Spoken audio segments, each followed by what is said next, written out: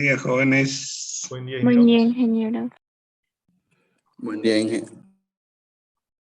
Ok, creo que ya podemos empezar.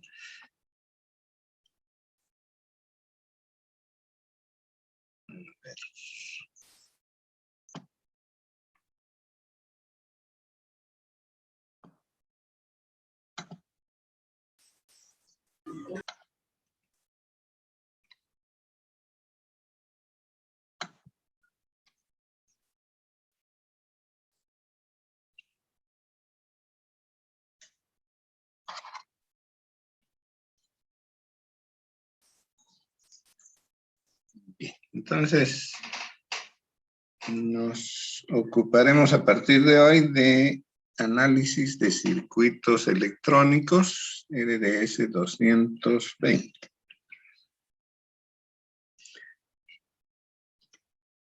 Creo que ya nos conocemos. Mi nombre es Fernando Monroy. Hasta unos días atrás estuve como director de carrera de redes y telecomunicaciones. Luego, por circunstancias que seguramente se habrán enterado, tuve que asumir la vicedecanatura de la facultad. Pero ya a raíz de esta última elección, a partir de hoy ya tienen nuevo director y otras autoridades, así que me ocuparé únicamente de la cátedra. Nuestra materia, análisis de circuitos electrónicos. Es, digamos, una continuación de análisis de circuitos, pero ya tocando aspectos que tienen que ver con componentes electrónicos, ¿sí? En el análisis de circuitos, RDS 210, habíamos visto la metodología para analizar circuitos, primero, resistivos puros, ¿no? En condiciones de corriente directa, es decir, que ni el voltaje ni la corriente varían en el tiempo, únicamente lo que interesaba en ese análisis era voltajes y corrientes en un circuito. Luego se introdujo la variable tiempo para ver cómo se comportan estos parámetros eléctricos en el tiempo.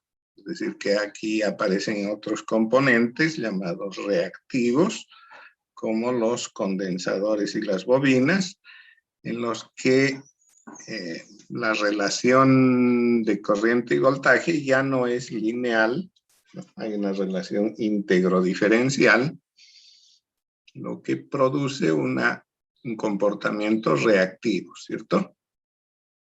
Entonces aquí el dominio del tiempo es el más importante en el análisis, es decir, cómo varía el voltaje y la corriente en el tiempo.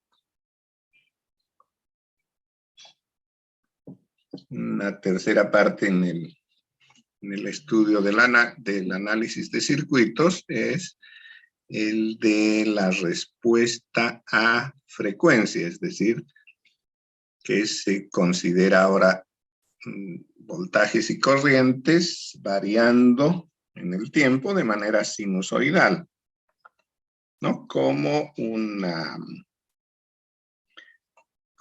forma fácil de manejar el comportamiento de las señales periódicas, ¿cierto? Entonces se estudió la relación entre voltaje y corriente en un circuito, pero desde el punto de vista de las señales periódicas, es decir, el análisis en el dominio de la frecuencia, ¿no? Entonces, todos estos aspectos restringidos solamente a circuitos resistivos con componentes como condensadores y bobinas y fuentes independientes, también fuentes dependientes, tanto en tiempo como en frecuencia, nos ha permitido tener ya un panorama más amplio de lo que puede ocurrir en un circuito real.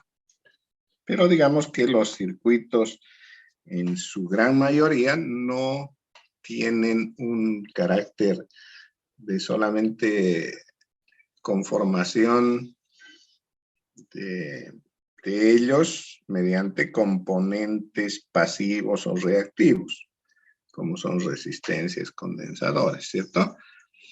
Sino que la gran mayoría de los circuitos electrónicos, de las aplicaciones que hoy conocemos, están basados en componentes más complejos, como son los componentes semiconductores, y entre ellos el diodo, el transistor, etc.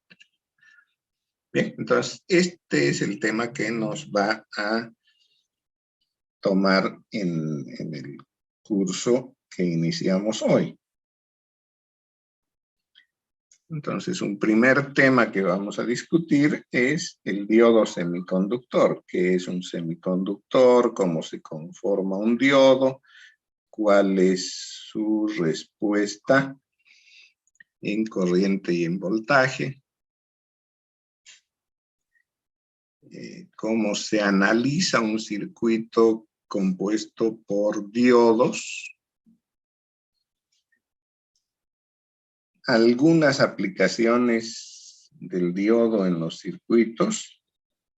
Una de las principales es el rectificador, o sea, aquel circuito que nos permite convertir la corriente alterna en corriente continua, ¿no? Es muy importante, ¿por qué? Porque la corriente que nos llega, por ejemplo, en Santa Cruz, proveniente de la CRE, es alterna sinusoidal, ¿sí?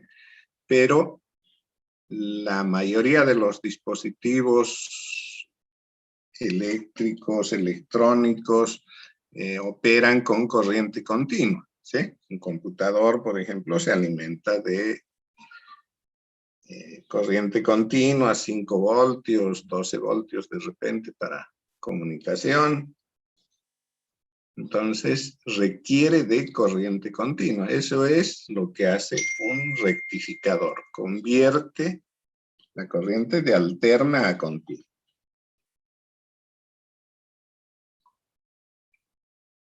¿No? Y esa es una de las principales aplicaciones del diodo semiconductor. Otro componente importantísimo es el transistor, y en él la particularidad es la de amplificar señales, es decir, hacer que una señal pequeña en la entrada se reproduzca con mayor amplitud en la salida, ¿no? Esto es útil en muchos aspectos, ¿eh? Por ejemplo, un tema importantísimo es el tratamiento de señales provenientes de sensores, ¿no? Un sensor es un dispositivo capaz de convertir parámetros físicos en corriente o voltaje, es decir, en parámetros eléctricos, ¿no? Y en esto sí que hay muchos sensores de diferente tipo, por ejemplo, sensores de luz, que es lo que hacen que al recibir cierta cantidad de luz nos entregan de manera tanto proporcional un voltaje, ¿no? El cual puede ser considerado para el tratamiento de algún evento, ¿cierto? Por ejemplo, una alarma podría estar formada por un haz de luz de alguna fuente que impacta en un dispositivo sensible a la luz, es decir, que produce un voltaje de valor determinado si recibe luz. Entonces, por ejemplo, yo podría proteger un área si a la entrada coloco ese dispositivo y un emisor de luz. Entonces, si alguien ingresa en ese ambiente, va a cortar la luz que impacta en en el sensor, ¿cierto? Y a través de ese cambio en el voltaje producido por el sensor, voy a poder tomar alguna acción, ¿sí? Activar una alarma, emitir una llamada telefónica, ¿cierto? Cerrar las puertas, tomar alguna acción pertinente, ¿cierto? Eso es lo que se hace a través de una alarma. ¿No? Y como él, hay diferentes tipos de sensores, ¿sí? Sensores de temperatura, por ejemplo, que cambian el voltaje o la corriente que producen en función de la temperatura a la que están sometidos. Entonces, podría servir esto para un control de temperatura, por ejemplo, en un aire acondicionado, ¿sí? Aire acondicionado introduce aire frío en un ambiente. Entonces, si va a hacerlo de manera continua, el ambiente se va a enfriar más de la cuenta, ¿sí? Entonces, el sistema cuenta con un sensor de temperatura que está permanentemente midiendo la temperatura, y si yo quiero que el ambiente se mantenga, por ejemplo, a 23 grados, entonces el sensor, en cuanto supere ese límite, es decir, que baje la temperatura a menos de 23 grados, va a producir un voltaje distinto al que estaba produciendo. Entonces, a través de un circuito voy a hacer un tratamiento de manera que se corte el suministro de aire frío hasta que la temperatura vuelva a subir, ¿cierto? Si sube, por ejemplo, a 24 grados, volveré a activar el suministro de aire frío, y así, de esa manera, puedo regular la temperatura del ambiente, ¿no? Entonces, en el tratamiento de ese tipo de señales es donde interviene el transistor, porque estos sensores en su mayoría producen voltajes o corrientes de valores muy pequeños, del orden de milivoltios o microvoltios. Entonces, con voltajes o corrientes tan pequeñas, de pronto no puedo actuar o no puedo fácilmente realizar el tratamiento que se requiere. Entonces, el transistor, actuando como un amplificador, lo que hace es elevar la amplitud, el nivel de esa señal producida por el sensor para que sea manipulable, digamos, a través del circuito ya de toma de decisiones y control, ¿no? Entonces, los amplificadores son uno de los elementos de mayor uso en la electrónica lineal, en la electrónica analógica.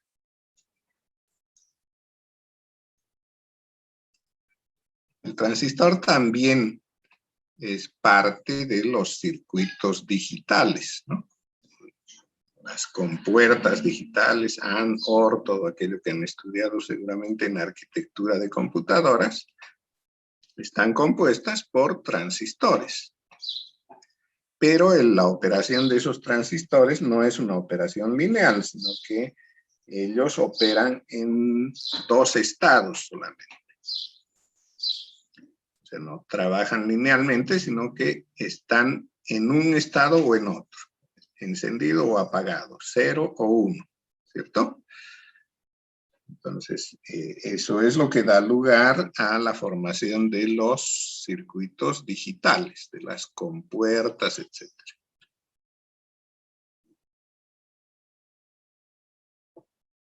Bien, entonces estudia al transistor, tanto en la zona de respuesta lineal para la conformación de amplificadores, como en las zonas extremas que dan lugar a los estados que se consideran como binarios, ¿no? 0 o 1.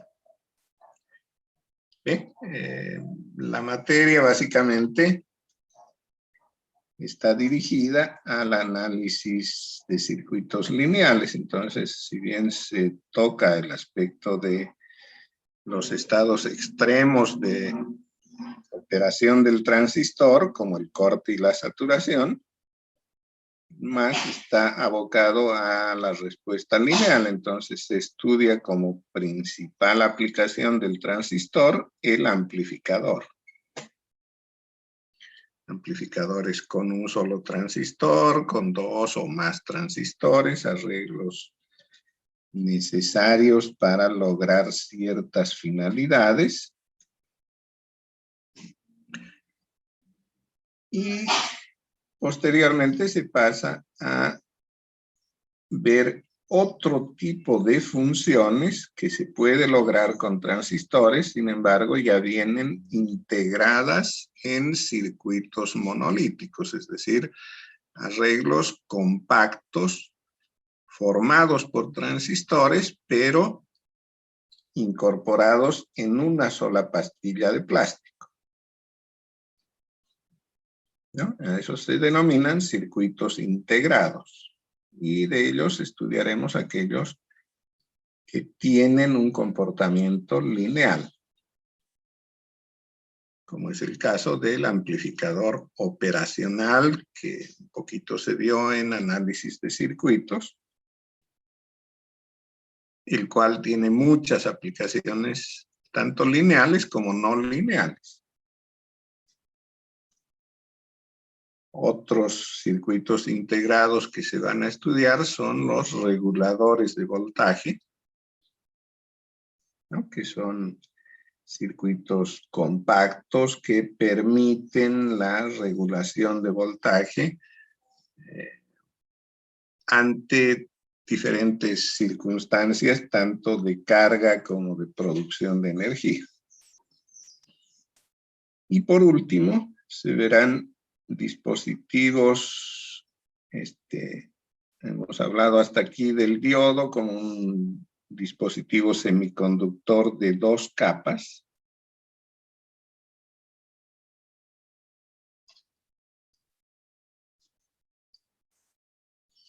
El transistor, que es un dispositivo de 3 capas.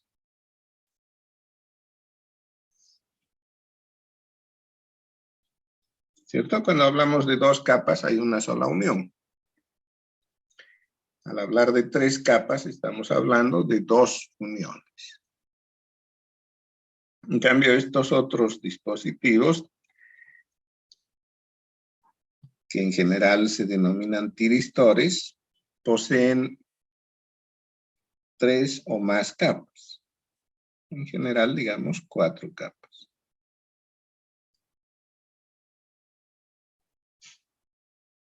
¿No? 4 capas de semiconductor, vale decir, más de 2 uniones.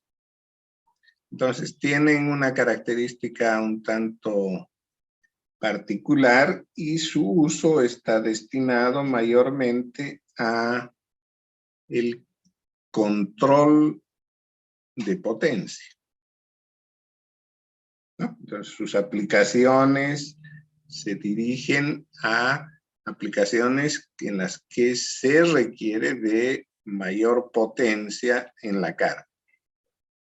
Control de motores, control de suministro de energía en voltajes y corrientes elevados. Lo cual, digamos, el transistor, si bien puede hacerlo, pero la especialidad de estos dispositivos permite hacerlo de una manera más eficiente.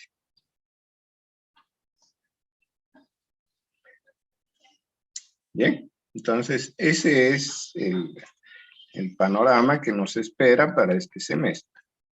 Un semestre que va a ser un poco más corto, digamos, por la característica que ha tenido este año, ¿no? El inicio del semestre anterior se desplazó un poco, entonces su finalización también lo hizo.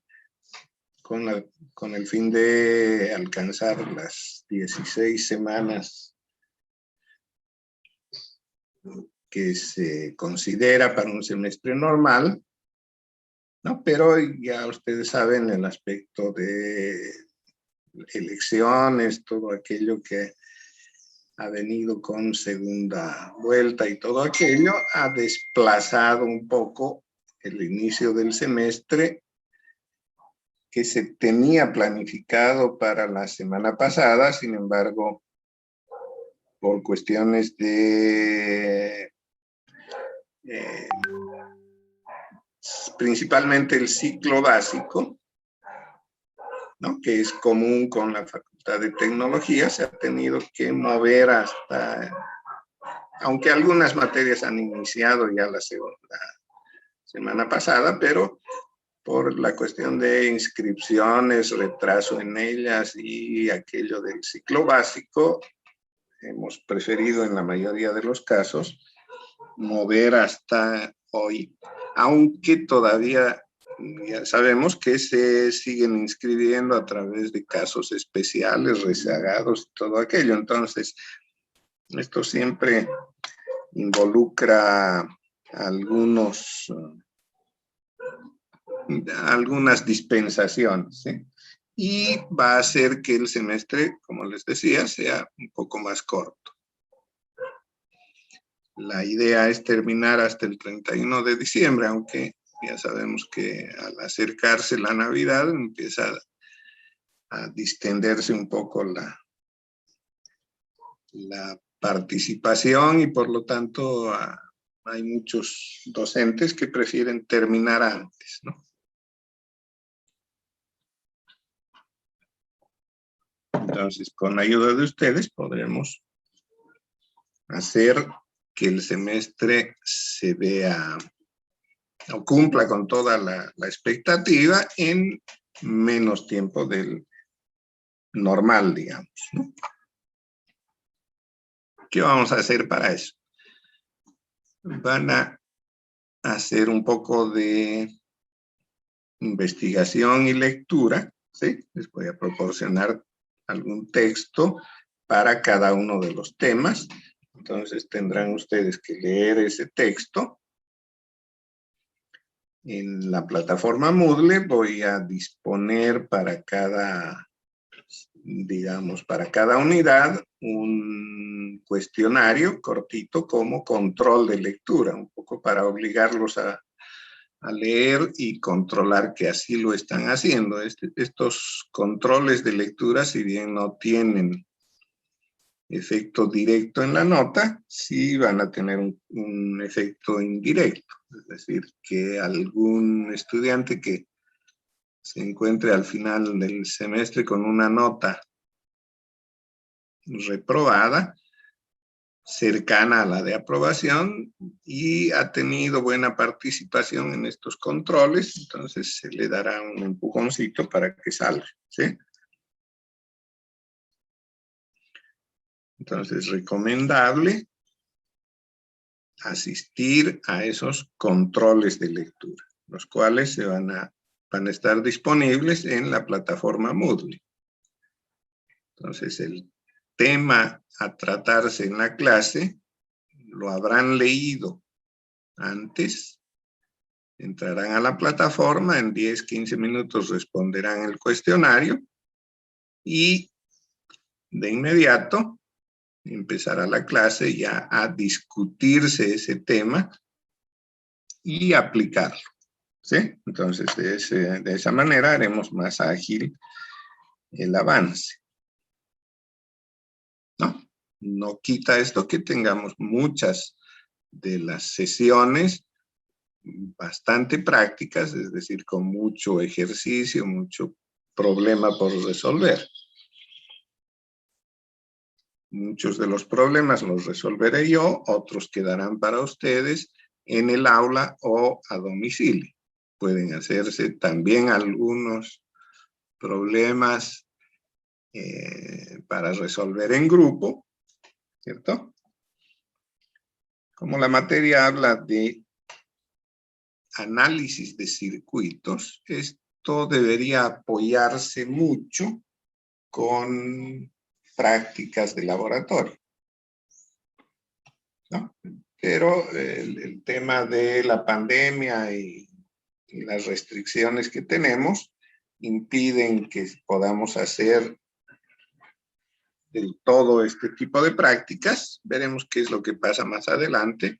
De momento, tanto por las restricciones de la emergencia sanitaria como por restricciones propias de nuestra facultad, no tengo pensado en hacer alguna práctica real, pero nos podemos apoyar con simulación por computadora, ¿no? Entonces haremos algunas prácticas de simulación mediante el simulador ORCAD PSpice, ¿cierto? Entonces, este simulador nos permite hacerlo de manera muy cercana a la realidad.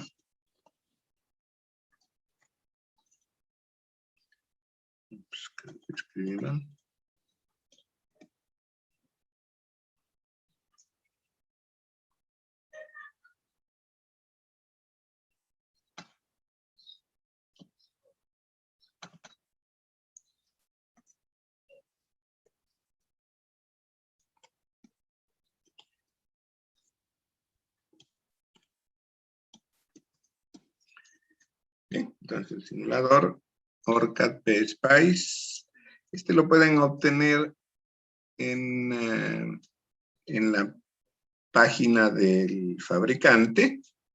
Hay una versión gratuita para estudiantes. El fabricante se llama Cadence.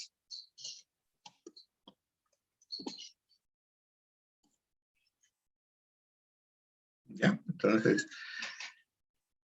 la enorme facilidad del simulador es que podemos implementar fácilmente un circuito, efectuar en él todo el análisis necesario, es decir, podemos medir voltajes, corrientes estáticas, podemos ver las formas de onda,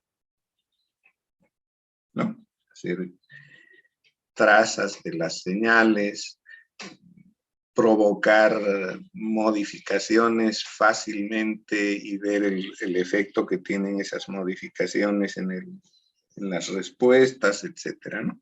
Entonces, una enorme facilidad que, digamos, supera de manera amplia lo que ocurre en un laboratorio real, ¿sí? El laboratorio real siempre es un poco más restringido eso, por aspectos inclusive de seguridad, ¿sí? Seguridad no solamente de los participantes, sino también de los componentes e instrumentos. ¿No? En el simulador nada se quema, ¿cierto? No se van a quemar los componentes, no se va a dañar el usuario, ¿sí?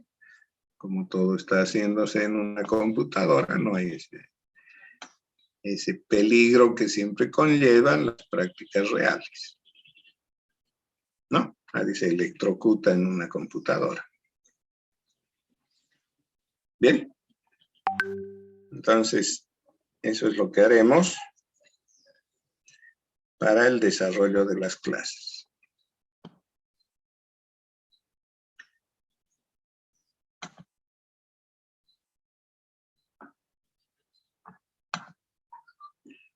En cuanto a la evaluación, vamos a tener, como es habitual, 2 exámenes parciales.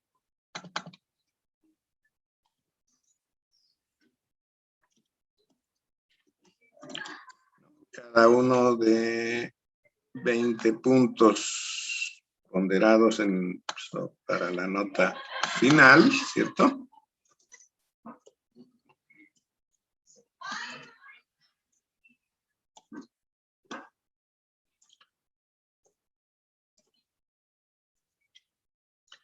Vamos a tener un examen final.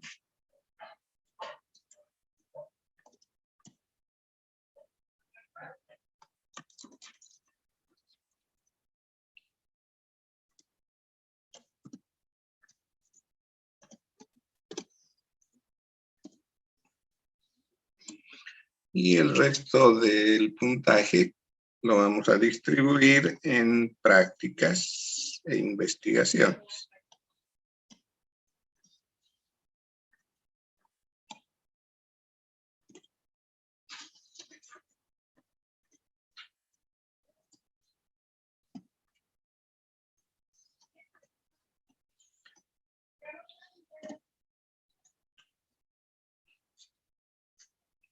Repito que esos prácticos son algunos individuales, otros en grupos. Habrá posiblemente como parte de la nota final o la nota del examen final una investigación, la misma que se hará en grupo con exposición final. Entre las prácticas también hay prácticas de simulación. Esas prácticas de simulación bien podríamos hacerlas en grupo, ¿sí? Salvando el problema de disponibilidad de computadora, ¿no? No todos deben tener computadora, pero en el grupo por lo menos habrá uno que la tenga. Entonces convendría que en cada grupo tengan por lo menos un compañero que tenga computadora y el simulador ORCAD PSpice disponible, ¿sí?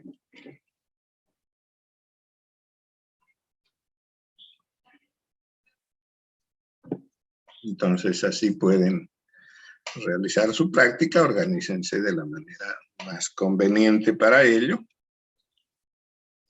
¿no? En el sentido de que de pronto se va abriendo un poco la facultad, en tanto la emergencia nos permita, podremos tal vez disponer de los laboratorios de cómputo de la facultad para hacer alguna práctica de simulación y tal vez también con componentes reales en el laboratorio, ¿sí? Eso está sujeto a cómo va cambiando la situación de la pandemia.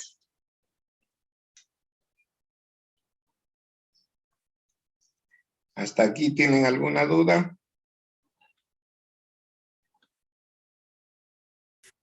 Ingeniero, una consulta, disculpe. Dígame. En el grupo de WhatsApp hay algunos compañeros que no han podido agregarse por el motivo de que... Ya. Ajá, exactamente. Sí, a algunos conseguí añadirlos, a otros todavía me faltan. Lo voy a hacer a medida que me envían sus solicitudes, ¿ya? Ya, Creo que está bien, se me ingeniero. escaparon Gracias. algunos, pero los voy a hacer. No tenía idea de que WhatsApp funcionaba de esa manera. Lo que hice fue mantener el grupo del semestre pasado. Simplemente eliminé a todos, pero hay una restricción para volverse a añadir usando la invitación. No, eso yo no lo sabía, así que ya sé, para la próxima no haré lo mismo. Bien, entonces los voy añadiendo manualmente a los que me soliciten con ese caso. Listo, ingeniero, gracias. Ingeniero, buen día, disculpe. Buen En día. vez del ORCA, ¿también podemos usar el Proteus? ¿O exclusivamente el ORCA? Pueden usar Proteus, pero yo no voy a enseñar Proteus, ¿ya? Ah, ya. O sea, yo les voy a enseñar a manejar ORCAD PSpice. ¿Sí? Muy bien, ingeniero, gracias. En ciertos aspectos es similar, ¿sí? tiene bastante facilidad para el análisis, pero como les digo, yo no lo conozco del todo, entonces no sé cómo funciona en cuanto a análisis de señales, ¿eh? Pero si lo tienen disponible y saben manejarlo, pues no hay ningún inconveniente en que lo hagan. Gracias, ingeniero. Ok. ¿Alguna otra duda?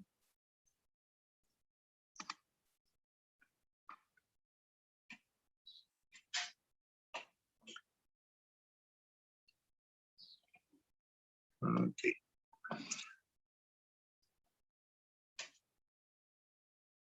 Entonces disponemos, creo que me saltó una página.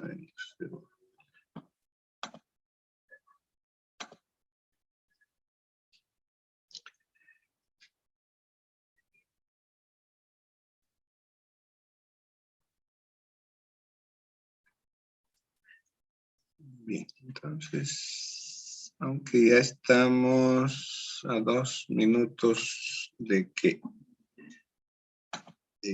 se produzca el corte habitual de los 40 minutos.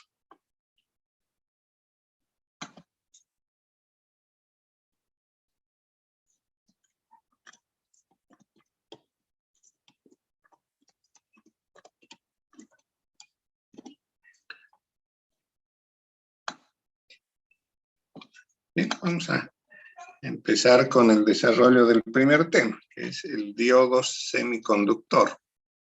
Pero para ello les voy a pedir que salgamos un momento y nos volvamos a conectar.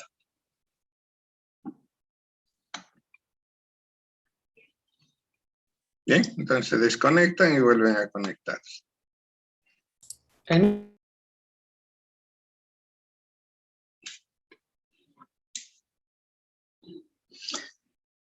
Bien, entonces nos introducimos al estudio del diodo semiconductor. Ahí hay una fotografía de un diodo o de 3 diodos comunes. ¿Ven? Como pueden ver, el diodo es un dispositivo de 2 terminales. El símbolo que se utiliza para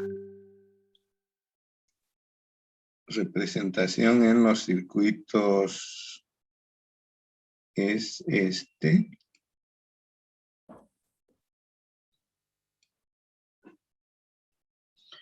Los terminales reciben el nombre de ánodo y cátodo.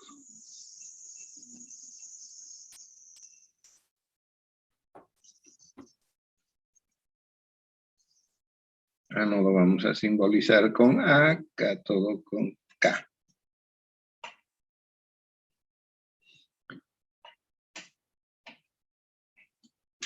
Bien, ahora, la característica principal del diodo es que es un buen conductor cuando la polaridad de voltaje entre ánodo y cátodo es positiva, es decir, cuando el potencial del ánodo es superior al del cátodo.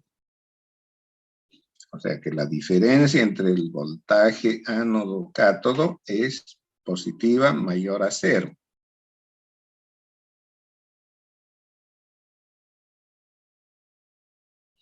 Entonces, si el voltaje entre ánodo y cátodo es mayor que 0, el diodo permite la circulación de corriente. Podríamos decir que conduce.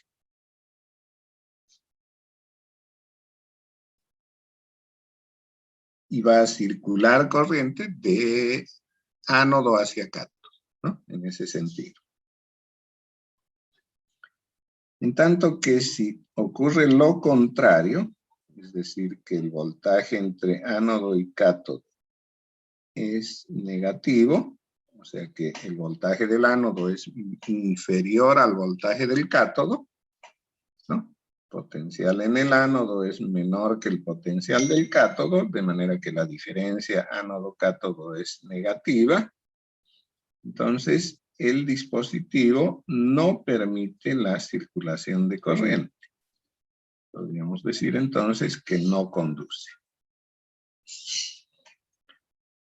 ¿No? Teniendo cierto margen en cuanto a el nivel de corriente de conducción, podríamos afirmar que cuando el diodo conduce, hay corriente del orden de los miliamperes o más.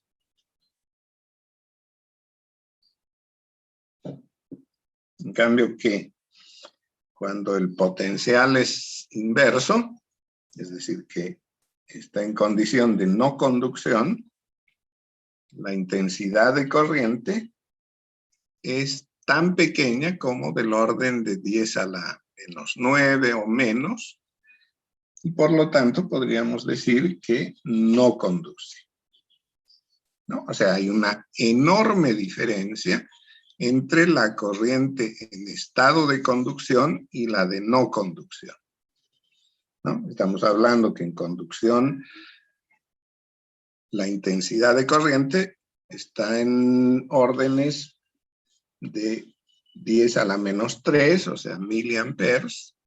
Puede llegar a ser mucho mayor. Y en el sentido inverso, es decir, en condición de no conducción, hablamos de corrientes tan pequeñas como de 10 a la menos 9, o sea, nanoamperes o menos. Bien, o sea, hay una gran diferencia del orden más o menos de 1 millón o más entre la intensidad de corriente en conducción y la de no conducción. ¿Ya? Cuando el diodo está en condiciones de conducir, es decir, el voltaje ánodo-cátodo es positivo, se dice que la polaridad es directa, o que el diodo está polarizado en directo.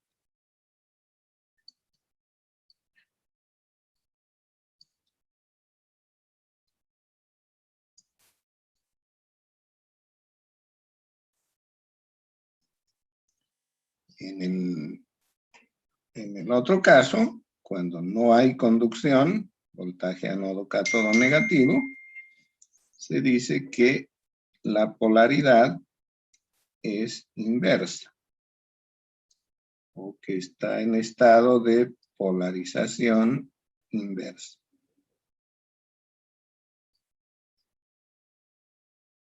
¿No? Entonces identificamos polarización directa cuando la condición es que exista corriente entre ánodo y cátodo en cantidad apreciable, miliamperes o más. En tanto que en polarización inversa existe realmente una corriente inversa en el sentido inverso, es decir, de cátodo hacia ánodo, pero con intensidades sumamente pequeñas del orden de los nanoamperes o menos. En un diodo común suele ser del orden de 10 a la menos 12, 10 a la menos 14. ¿Bien? Entonces esto da lugar a que la característica del diodo se pueda representar gráficamente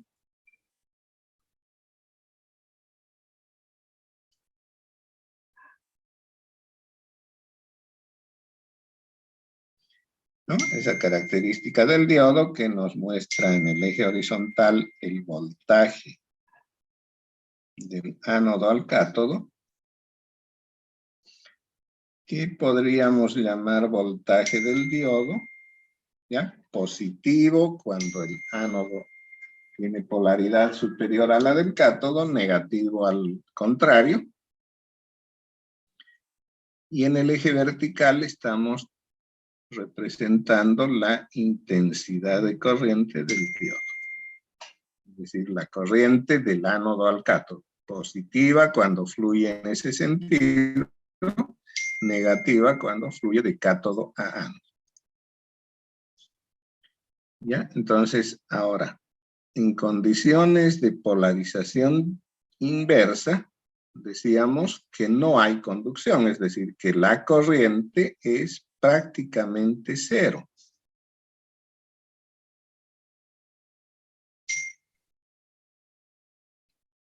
¿Cierto? Entonces, si el voltaje ánodo-cátodo es negativo, la corriente es casi cero.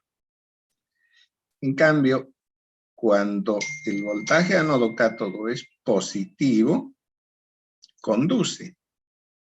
Y la corriente es básicamente dependiente del circuito externo, ¿no? El diodo por sí solo conduce, pero la corriente está determinada por el circuito externo. Entonces, prácticamente la característica del diodo estaría formada por dos líneas perpendiculares. ¿Sí? Una horizontal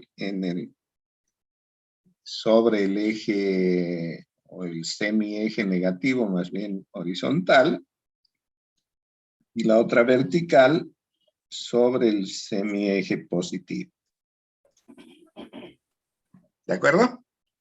Sin embargo, si lo vemos desde el punto de vista real, decía que existe una pequeña corriente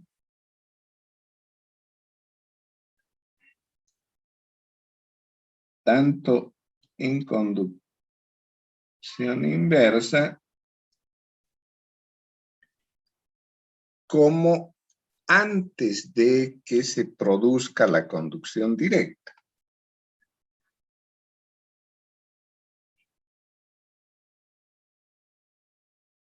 ¿Ya? Entonces, si lo vemos un poquito en macro esto,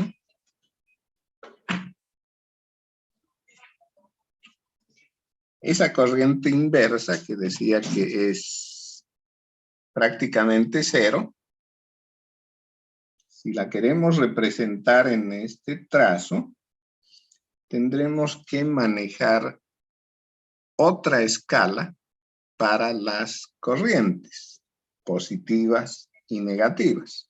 Entonces, lo que corresponde a la corriente directa o corriente positiva, la vamos a poner en miliamperes.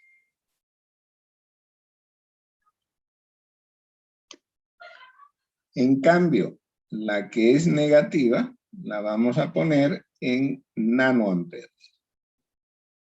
¿Ya? Son escalas totalmente diferentes. Nano es 10 a la menos 9. Mili es 10 a la menos 3, ¿cierto? Entonces hay una diferencia de 1 a 1.000.000. Y lo mismo vamos a hacer con el eje horizontal. Le vamos a cambiar un poco la escala. El semieje derecho lo vamos a poner en voltios.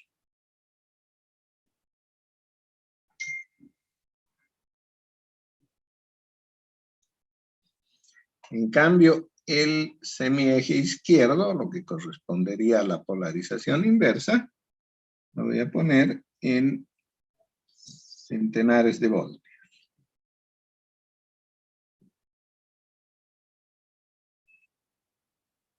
¿Ya? Entonces, si aquí voy a colocar un voltio, ¿cierto? Si eso es un voltio, a la izquierda, esto corresponde a menos 100 voltios. ¿Estamos de acuerdo? Tanto que en el eje vertical tendré, por ejemplo, si esto para mí es 10 miliamperes en el semieje positivo, en el negativo esto será 10 nanoamperes, ¿sí? ¿Está clara la idea?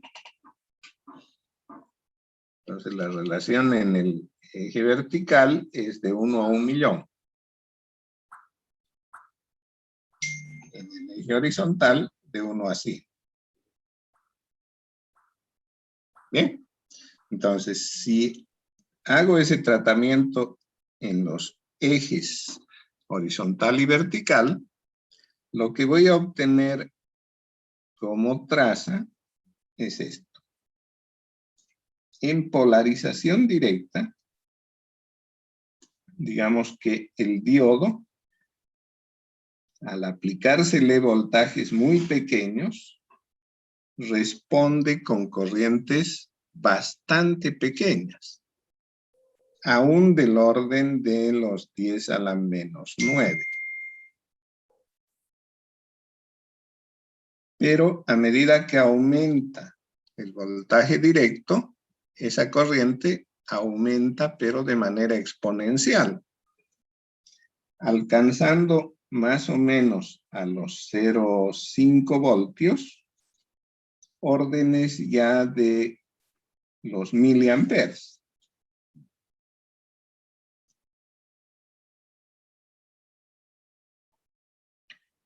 Pero muy difícilmente llega a superar los 0,7 voltios con corrientes tan pequeñas, ¿eh? O sea, para incrementos pequeños en voltajes cercanos ya a los 0,7 voltios se producen grandes cambios en la corriente directa.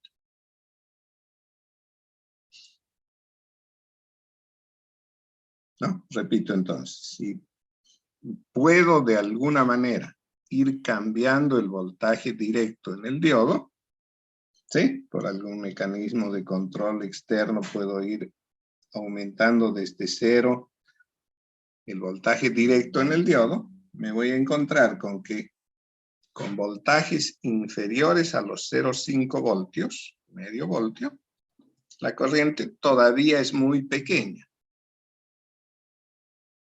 ¿Ya? Corrientes del orden de los microamperes de repente. Pero al llegar a los 0,5 ya empieza a notarse cambios mayores en la corriente. Cercano a los 0,7 voltios, con incrementos pequeñísimos en el voltaje directo, se producen grandes cambios en la corriente directa. Entonces, el comportamiento del diodo en ese sentido es de carácter exponencial creciente.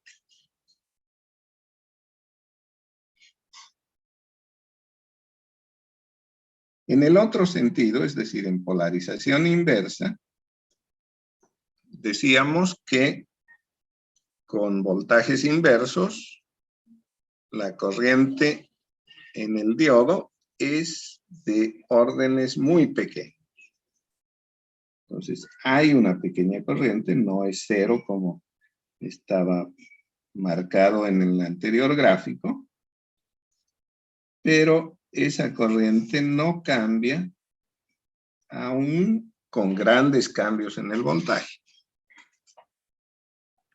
Entonces se mantiene casi constante. Esa corriente es producida por fugas en la unión. O sea, algunos electrones que consiguen pasar la unión. Son tan pocos que la corriente es muy pequeña. Sin embargo, al acercarse a voltajes inversos del orden de los 100 voltios en un diodo común, la corriente empieza a incrementarse. Y lo hace de manera incontrolada. Es decir, que aunque quitemos la condición de polarización inversa, la corriente ha aumentado tanto que se daña la unión y se puede quemar el diodo.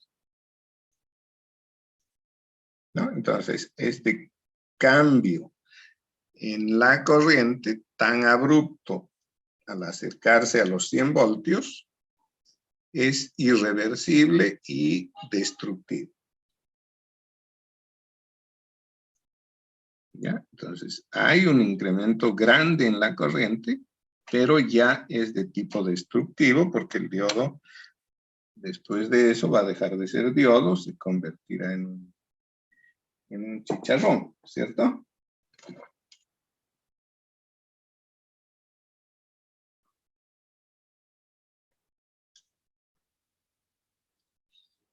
¿Ya? Ahora, esta curva que acabo de dibujar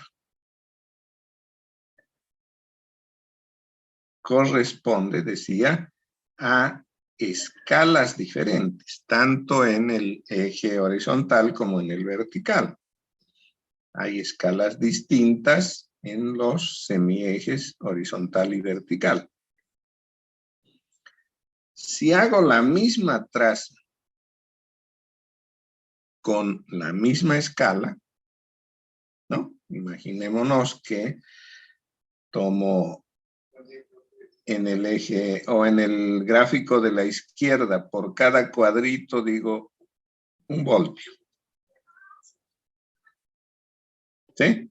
Entonces, la traza que tengo en polarización directa se pegaría mucho al eje vertical.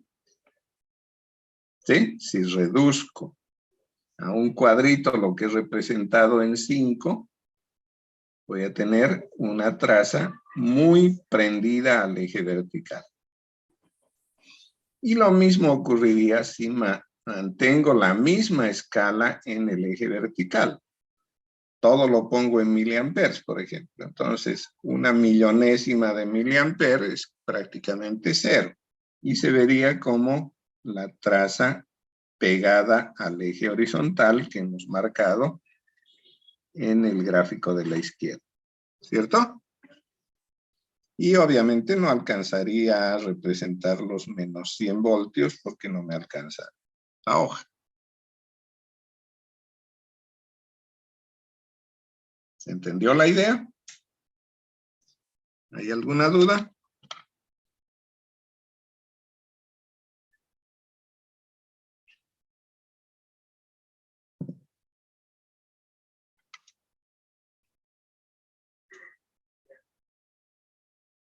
¿Nada?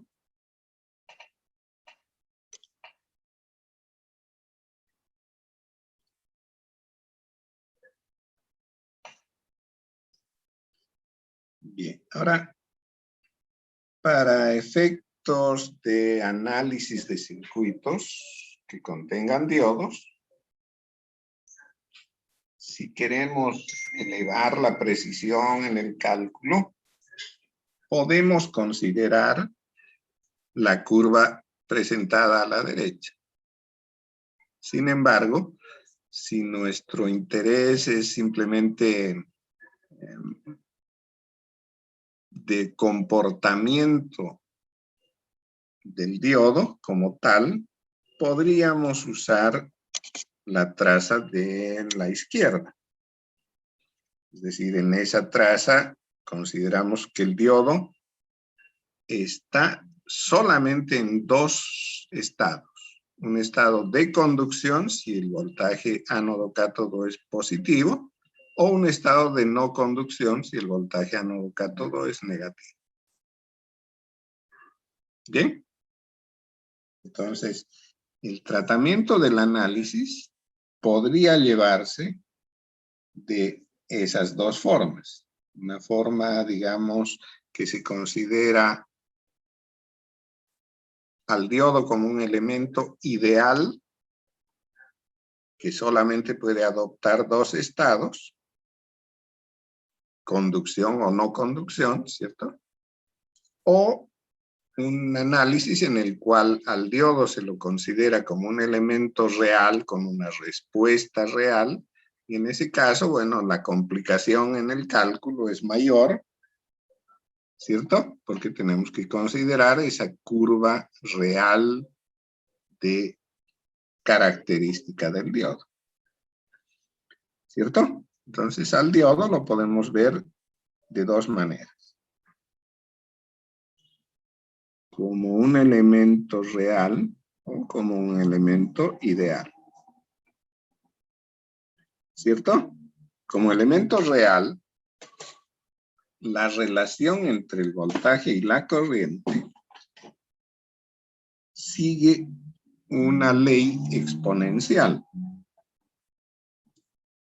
Entonces, la corriente del diodo la podemos evaluar como una constante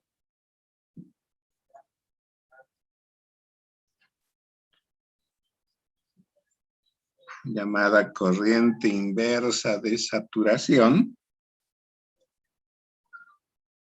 multiplicada por E elevado al voltaje del diodo, ¿no? Por eso el aspecto exponencial de la respuesta dividido entre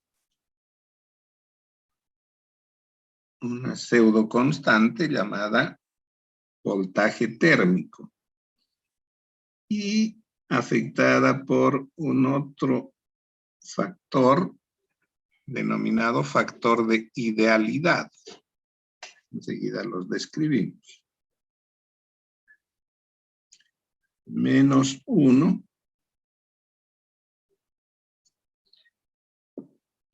¿no? Eso es lo que le da el carácter exponencial. Tanto en la derecha como en la izquierda, es decir, tanto en polarización directa como en polarización inversa. Enseguida analizamos un poco esto. Primero anotaremos qué es cada uno de los elementos. Se entiende que ID es la corriente directa en el diodo, positiva cuando va de ánodo hacia cátodo. VD es el voltaje en el diodo, ¿cierto? Positivo cuando la tensión del ánodo es mayor a la del cátodo. Negativo en polarización inversa, ¿cierto? Y ese 0 se denomina, decía, corriente de saturación inversa o corriente inversa de saturación.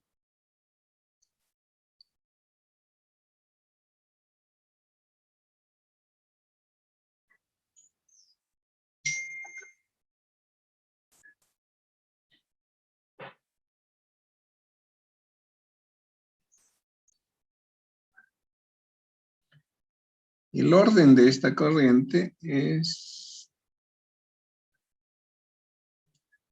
de aproximadamente 10 a la menos 12, puede ser menos todavía.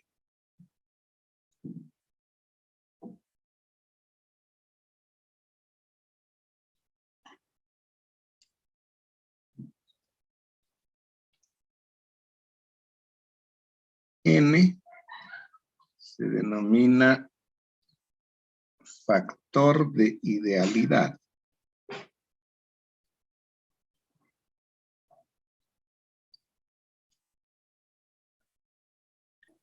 Idealidad.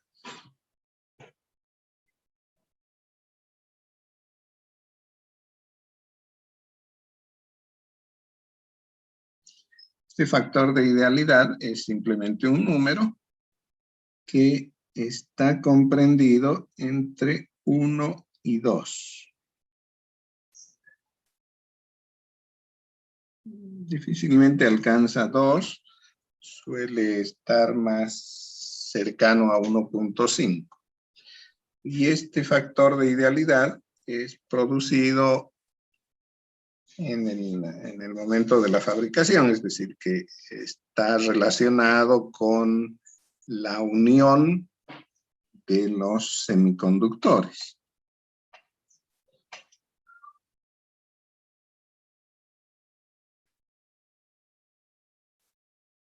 VT, lo que aparece en el denominador del exponente, se denomina voltaje térmico.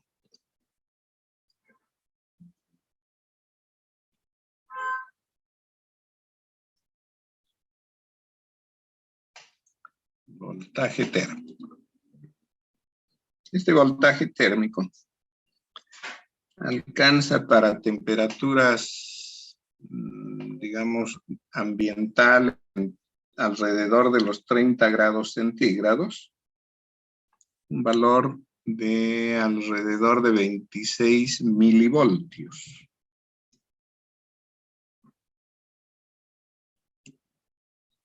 $26 milivoltios para temperaturas del orden de 30 grados centígrados. ¿Ya? Entre 25 y 30 grados centígrados.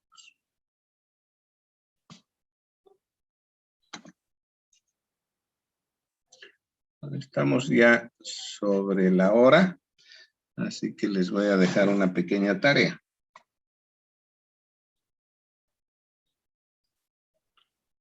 Dt se obtiene de esta relación.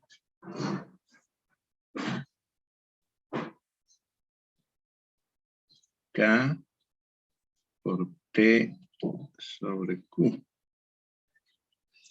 Siendo K la constante de Boltzmann.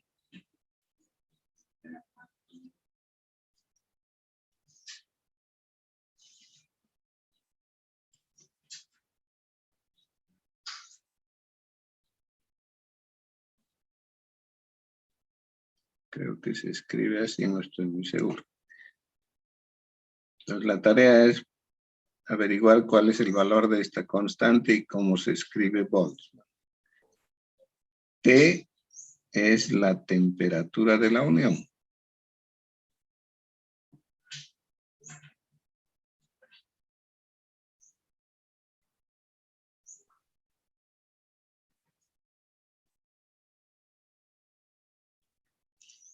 Esto expresado en grados Kelvin, o sea, temperatura absoluta de la unión.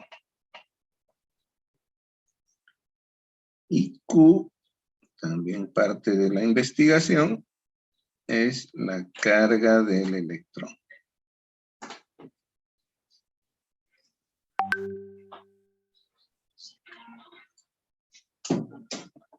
Bien.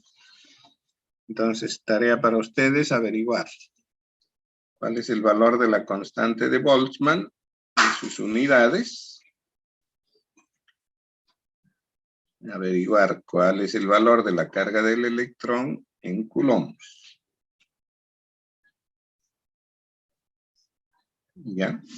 Y pueden calcular el voltaje térmico para temperatura de 20 grados centígrados, 25 grados centígrados, 30 grados centígrados y 35 grados centígrados. ¿Bien? ¿Está claro? Sí. Ok, entonces nos estaríamos viendo el día miércoles 8:30. Enseguida les paso en PDF todo esto que hemos anotado.